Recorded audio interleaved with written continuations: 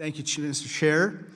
Recent polling shows that a majority of voters think that there's at least a 50-50 chance of war with China happening within the next 10 years. From the same study, we see that almost 80% of voters believe we should do everything we can in our power to prevent war with China. This finding cuts across party lines. Democrats, Republicans, and independents all believe the same. This, I believe, is one of the primary missions of this particular committee that has been assigned to us, to prevent war with China while winning our strategic competition with the Chinese Communist Party, or the CCP.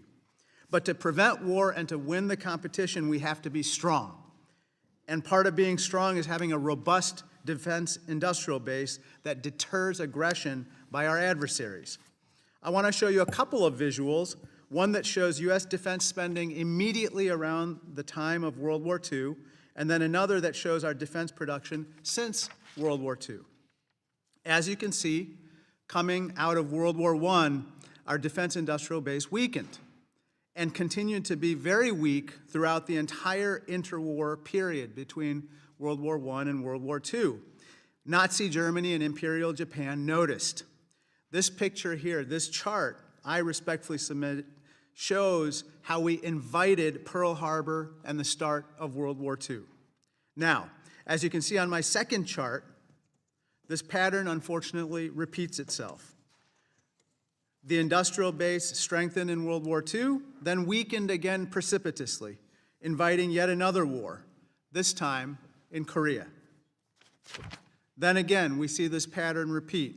Our industrial base strengthened for Korea and then weakened, which invited increased support from the CCP and the Soviet Union for communist insurgencies across Southeast Asia and led us into the disastrous Vietnam War.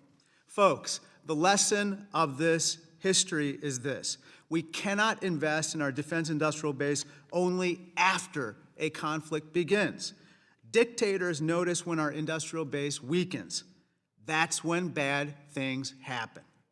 A couple weeks ago, our committee ran a simulation that showed we may be inviting aggression yet again, this time in the Indo-Pacific, because of the large gaps between the U.S. and China in our production capacity for key defense systems.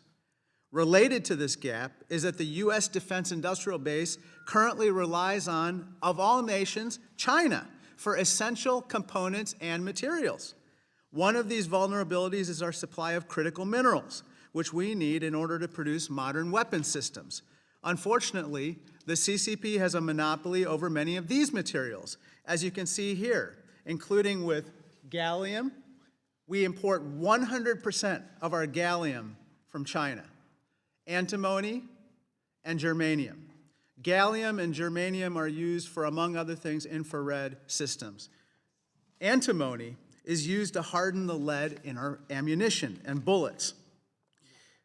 Just 2 days ago, the CCP, maybe noticing this very chart, announced it was banning exports to the U.S. of, you guessed it, gallium, antimony, and germanium.